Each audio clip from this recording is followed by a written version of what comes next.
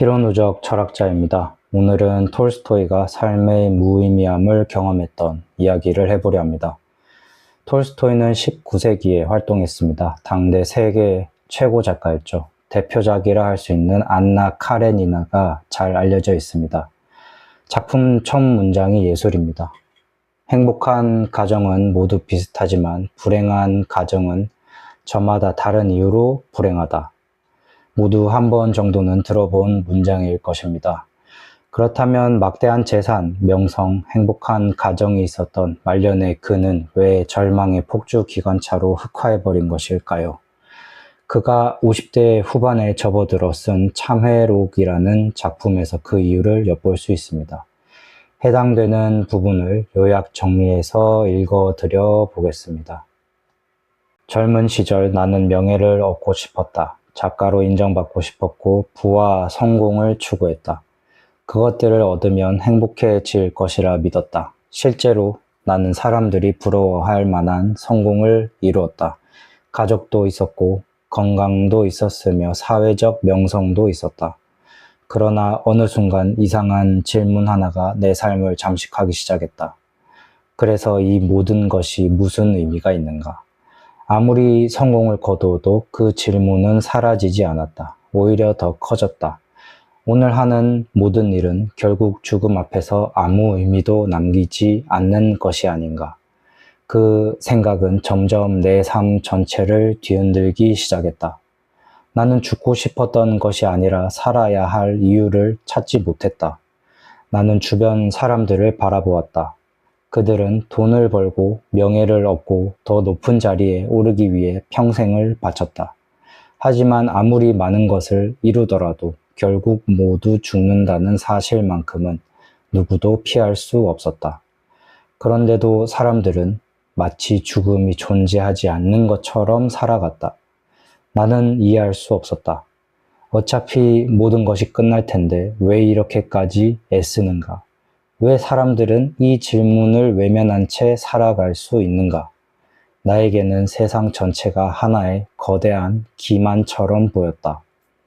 모두가 알고 있지만 아무도 말하지 않는 비밀.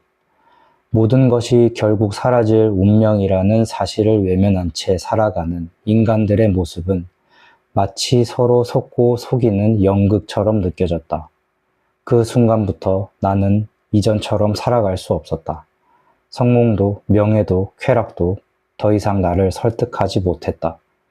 어느 순간부터 나는 내 자신을 믿을 수 없게 되었다. 사냥을 나갈 때 총을 들고 다니는 것이 두려워졌다. 순간적인 충동으로 스스로 목숨을 끊을 수도 있다는 생각이 들었기 때문이다. 집에서도 밧줄을 치워두었다. 혼자 있을 때 그것을 보면 충동이 생길까 두려웠다. 나는 죽음을 원한 것이 아니라 의미 없는 삶을 계속 견디는 것이 불가능하다고 느꼈다. 내가 스스로에게 던진 질문은 점점 단순해졌다. 왜 살아야 하는가? 왜 무엇인가를 시작해야 하는가? 왜 노력해야 하는가? 왜 아이들을 사랑해야 하는가? 왜 책을 써야 하는가? 왜 부를 모아야 하는가? 모든 질문은 결국 하나의 대답으로 돌아왔다. 어차피 죽는다. 죽음이 모든 것을 삼켜버린다면 지금 내가 하는 모든 일은 무엇을 위한 것인가? 나는 어떤 철학도 어떤 과학도 이 질문에 만족스러운 답을 주지 못한다는 사실을 깨달았다. 한 남자가 들짐승에게 쫓기다가 우물 속으로 몸을 피한다. 그는 나뭇가지를 붙잡고 간신히 매달려 있다. 우물 아래는 거대한 용이 입을 벌리고 그가 떨어지기만을 기다리고 있다. 그런데 그가 붙잡고 있는 나뭇가지를 흰 지와 검은 지가 조금씩 갉아먹고 있다. 시간이 지나면 결국 그는 떨어질 수밖에 없다. 그 와중에도 가지 끝에는 꿀 2방울이 맺혀 있다. 그는 그 꿀을 핥으며 잠시 위안을 얻는다. 그러나 죽음을 분명히 바라본 순간부터 그 꿀은 더 이상 달지 않았다. 내게 그 꿀은 가족이었고 예술이었고 명예였고 성공이었다. 죽음이 모든 것을 끝낸다면 그것들은 더 이상 나를 위로하지 못했다. 나는 철학자들에게 답을 구했다. 과학자들에게도 물었다. 그들은 세상이 어떻게 움직이는지는 설명했지만 왜 살아야 하는지는 말해주지 못했다. 그러던 어느 날 나는 평범한 농부들을 바라보게 되었다. 그들은 나보다 훨씬 가난했고 훨씬 힘든 삶을 살았다. 그럼에도 그들은 절망하지 않았다. 그들은 자신의 가족을 위해 일했고 공동체를 위해 살았으며 신을 믿고 하루하루를 받아들였다. 나는 깨달았다. 삶은 논리만으로 유지되는 것이 아니었다. 인간은 자기 자신보다 더 큰 무언가를 위해 살아갈 때 비로소 삶을 견딜 수 있었다. 의미는 성공에서 오는 것이 아니라 사랑하고 책임지며 자신을 넘어서는 삶 속에서 발견되는 것이었다. 개인적으로 삶은 논리만으로 유지되는 것이 아니라는 말이 와닿습니다. 농부들은 가족을 위해 일했고 공동체를 위해 살았고 신을 믿고 하루하루를 받아들였다는 점 그 자체가 충분한 설명이었다는 느낌을 받았습니다. 특히 신과 관련한 대목이 흥미로웠는데요.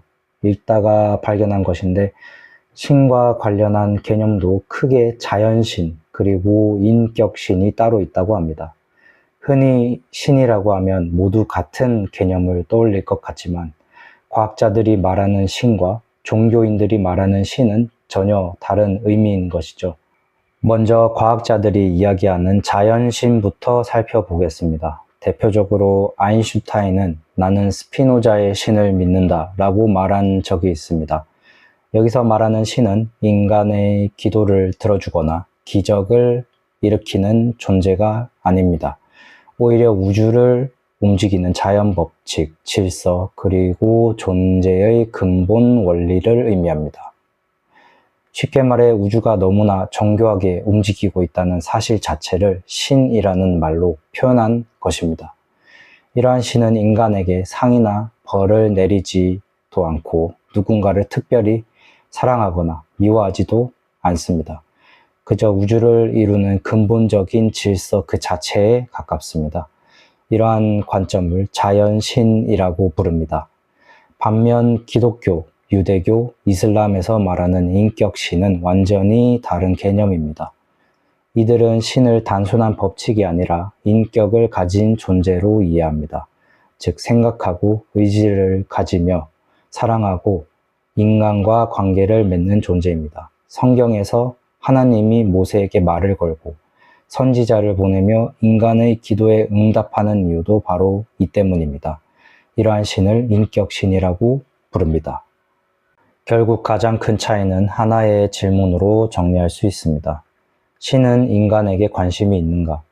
자연신의 대답은 관심이 없다입니다. 우주는 존재하고 그 안에는 질서가 있을 뿐이죠. 반면 인격신의 대답은 관심 있다입니다. 신은 인간을 사랑하며 인간에게 목적을 부여하고 지금도 세상과 관계를 맺고 있다고 믿습니다. 그래서 자연신은 우주는 왜 존재하는가? 라는 철학적 질문에 대한 답이라면 인격신은 우주를 만든 존재는 인간과 어떤 관계를 맺고 있는가? 라는 종교적 질문에 대한 답이라 할 수 있습니다. 흥미로운 점은 과학이 발전할수록 자연신을 믿는 사람이 많아졌다는 사실입니다. 과학은 우주의 법칙을 설명할 수는 있지만 그 법칙이 왜 존재하는지까지는 설명하지 못합니다.